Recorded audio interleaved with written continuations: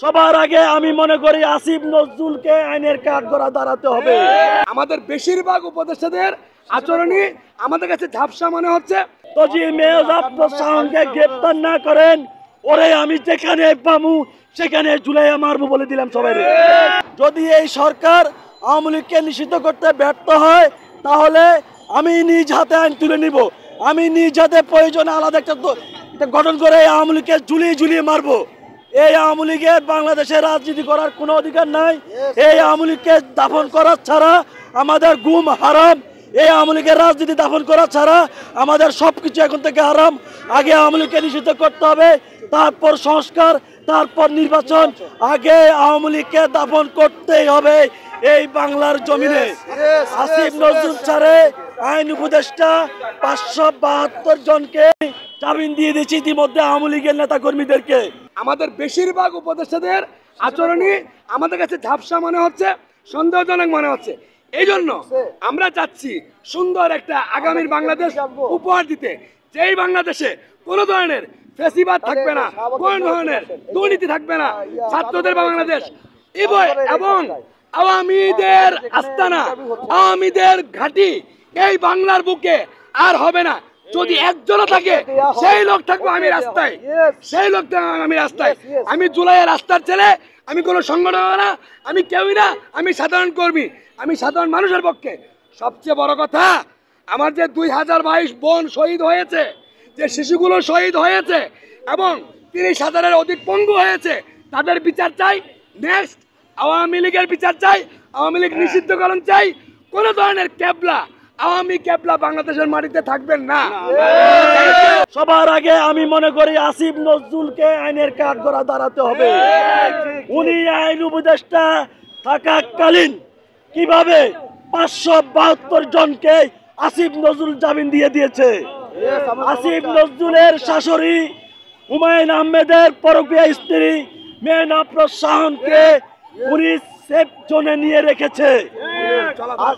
যখন মেয়র আফরোজ শাহনকে সবাই হুমকি দিচ্ছে, বাড়ি জ্বালাবে, ধরবে, মারবে, পিটবে, ওনাকে ডিবি হেফাজতে নিয়েছে। আমরা ভেবেছিলাম ডিবি হেফাজতে ওনাকে নেওয়া হয়েছে জিজ্ঞাসাবাদের জন্য, কিন্তু না, আসিফ নজরুল তার শাশুড়িকে সেফ জোনে রেখে এখন ছেড়ে দিয়েছে।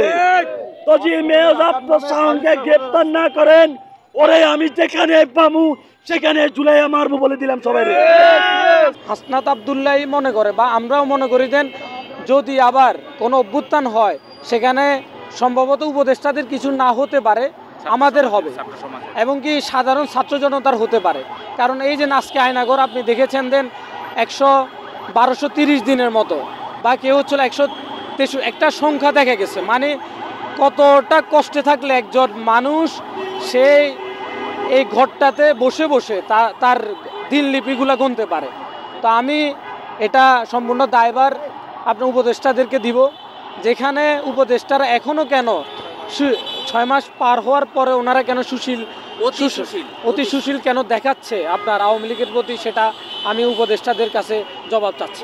আসিফ নজরুল একজন ব্যর্থ, একজন লোভী। উনি যে অপকর্মগুলো করছে এটা তো পানির মতো পরিষ্কার। উনি আইন উপদেষ্টা থাকাকালীন 572 জনকে জামিন দিয়েছে, এটা তো সত্য। সত্য তো যে আপনারা প্রচার করতে না পারেন, সত্য প্রচার করার পরে তো যে আপনাদের চারকিয়ে যায়, তাও আপনাদের জীবন ধন্য। তাহলে আমরা বুঝতে পারবো, যদি আপনাদের উপরে হামলা আসে তাহলে বুঝতে পারবো যে এই সরকারের আওয়ামী লীগের দোষর ঢুকে আপনাদেরকে নিয়ন্ত্রণ করতে চায়, আপনাদের গলা চেপে ধরতে চায়। আপনারা আমাদের বক্তব্য প্রচার করেন, ডক্টর ইউনূসের কাছে আমাদের বক্তব্য পৌঁছে দেন এবং আসিফ নাহিদের কাছে আমাদের বক্তব্য পৌঁছায় দেন। জনগণ মাঠে আসিফ নজরুল স্যারকে বিশ্বাস করেন না। আসিফ নজরুলের পরিবর্তে যে কোনো জুলাই আন্দোলনের অ্যাকশন রিক্সা ড্রাইভারকে বিশ্বাস করে। শাহবাগ থেকে ছাত্র জনতার এই জানাজার পরে আমরা রাষ্ট্রের নীতি নির্ধারকদের কাছে আমরা দাবি জানাই, এই হত্যার পরে আপনারা জানেন এই 2009 থেকে শুরু করে 2024 পর্যন্ত একের পর এক গণহত্যা আওয়ামী লীগের আমল হয়েছে। 2009-এ আসার পরে সেনাবাহিনীর আপনার 57 জন দেশপ্রেমিক অফিসারকে হত্যা করা হয়েছে, পিলখানায় বিডিআরদেরকে হত্যা করা হয়েছে, 11 সালে শাপলা চত্বরে আলেম সমাজ মাদ্রাসা ছাত্রদেরকে হত্যা করা হয়েছে। এরপরে একের পর এক হত্যা, গুম বিভিন্ন ধরনের করা হয়েছে। সর্বশেষ 24 সালে এই গণ অভ্যুত্থানে আমাদের ছাত্রদেরকে হত্যা করা হয়েছে, আলেম সমাজকে হত্যা করা হয়েছে। সর্বশেষ আমাদের এইটাই শেষ কথা যে এই ফেব্রুয়ারি মাসে আমরা শাহবাগ থেকে আমরা ছাত্র জনতা এবং আলেম সমাজের পক্ষ থেকে, সাংবাদিক সমাজের পক্ষ থেকে, নাগরিক সমাজের পক্ষ থেকে আমরা বলতে চাই অনতিবিলম্বে ফেব্রুয়ারি মাসেই এই ফ্যাসিস্ট ভারতের দালাল এই আওয়ামী লীগকে নিষিদ্ধ করা হোক বলে আমরা আশা রাখি।